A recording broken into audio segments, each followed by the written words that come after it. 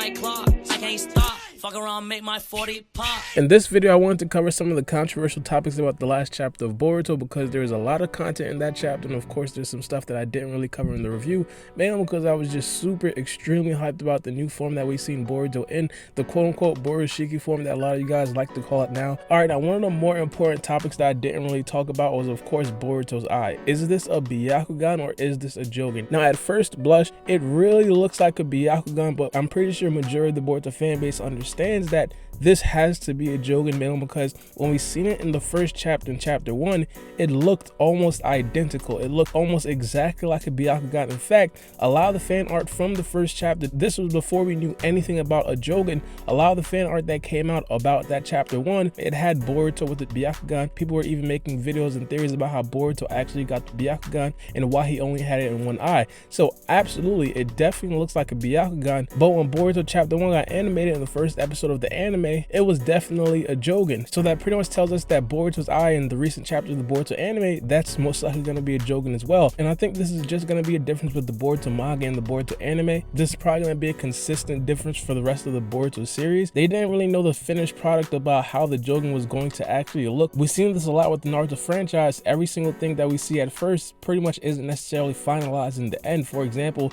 Pain's Rinnegan, or just the Rinnegan period, it looked like this to start out and then it ended off looking like this.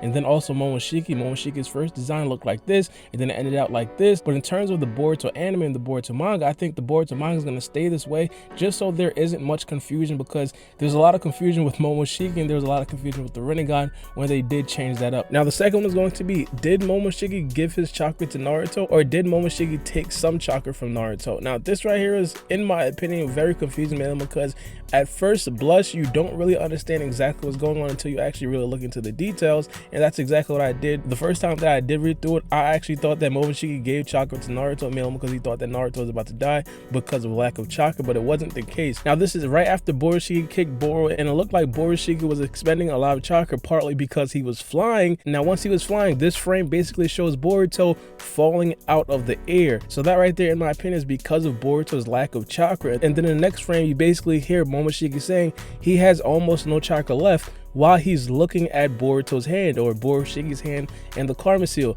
At that point, in my opinion, if he was looking at Naruto's body, I think you could have possibly said that, hey, Momoshiki gave Naruto some chakra, but because he was looking at his own hand and then he glimpses to Naruto, that pretty much tells me that he was worried about Boruto and not Naruto. So of course he flies over, takes some chakra from Naruto, and then he stands up and then his whole body just starts to radiate with chakra. I get it, it's super tricky, and partly one of the reasons why I really don't like to read manga, it's just not that descriptive. The Boruto manga illustrators don't really make it easier for the Boruto fan bases either, and Naruto explained in the review of this chapter, pretty much critiqued a lot of the Boruto illustrators, but regardless, I think they did a decent job on this to where you can possibly understand, but they could have definitely done a better job, and I understand where a lot of you guys got confused. So all in all, I think that Boruto, or Momoshiki, definitely did give his chakra to Naruto. Now this right here is not going to be extremely definitive. Right from the rip, when Kashin Koji walked in, he pretty much asked if Boro and Code was there. We understand and it's confirmed that Boro was not there, and of course we don't really know where Code is. A lot of people really like Code. People think that Code is going to be extremely strong. That's a very good chance. The way that the Boruto writers are playing out, it seems like they're making us fight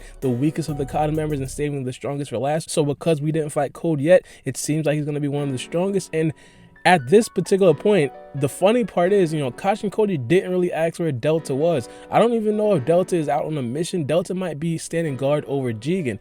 Now, if Delta is actually standing guard over Jigen, that pretty much means that Kashin Koji understands that he could take out Delta and Jigen at the same time. He could possibly run through Delta in under a minute, and that's definitely saying something, mainly because Naruto, he had a difficult time with Delta. But overall, from this whole scenario, it really seems like they had an agenda against Jigen. Like, Amado pretty much understood what Kashin Koji was doing. I spoke about this in my review. He pretty much asked Kashin Koji, like, are you gonna do it now? Which basically infers that they possibly had a conversation about this even before this whole scenario even popped up. So Kashin Koji probably even told Amado like a couple years ago, like, yo, sooner or later I'm gonna defeat Jigen. Now another question that I did hear a lot, some people were kind of asking if Naruto was ever gonna wake up from the state that he was in. Some people were kind of inferring that Naruto could possibly be in a coma. In my opinion, saying that's definitely not going to happen. Now, I understand we are in an extremely weird spot in Boruto as of right now, because I'm pretty sure a lot of people, like everybody and their mother, could have possibly assumed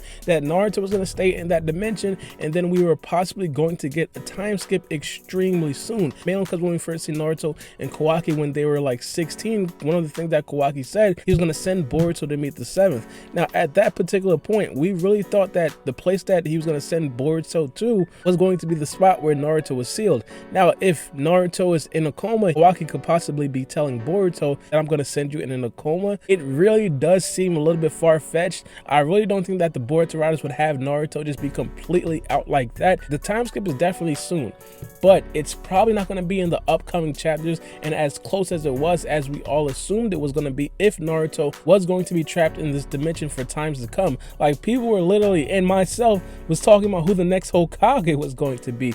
People really thought it was over for Naruto, but it seemed like they actually saved Naruto. So in my opinion, I think Naruto is definitely going to have a time to train with Kawaki and train with Boruto and help them along with their journey. So as of right now, it's not necessarily going to be a very timid situation where Naruto is actually in a coma, but Sakura is definitely going to have a very busy schedule in the upcoming days, especially since she's already trying to heal Sasuke as we speak. I do have to point this out. It still is definitely a possibility. I'm not necessarily going to rule it out completely, mainly because he is there and he didn't really move in the past chapter. If he would have moved a little bit, if he would have made like some sort of gesture like a thumbs up to Boruto, this whole assumption could have possibly been X'd out. But because he didn't necessarily do any of that, we still do have to ask the question if Naruto is going to be in a coma for the foreseeable future. But let me know what you guys think about these in the comment section below. If you guys have some more questions about the recent chapter, I'll probably answer some in the comment section below, or if it's a lot, I'll probably make another video like this and talk about it. We are creeping up into the Boruto manga season. It's 11 days until the next Boruto chapter releases,